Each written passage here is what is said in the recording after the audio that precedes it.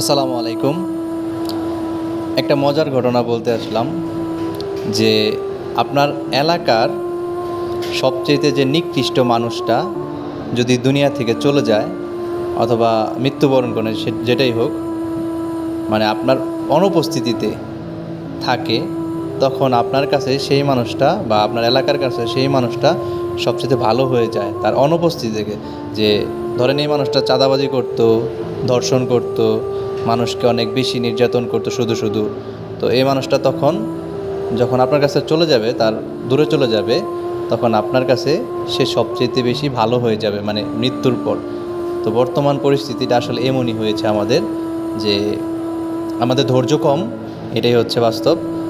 আর আমরা ভালো মন্দ বিবেচনা এখন ভালো মন্দ করতে পারি না, সেই কারণে আসলে আমাদের কাছের মানুষও খুব খারাপ হইলে পরেও সে খুব ভালো ছিল, এরকমই আমরা ভাবি। আপনার পাশে যদি আপনার ক্ষতি করেও বসে, হ্যাঁ, তারপরেও তিনি ভালো, এটাই হচ্ছে বাস্তবতা।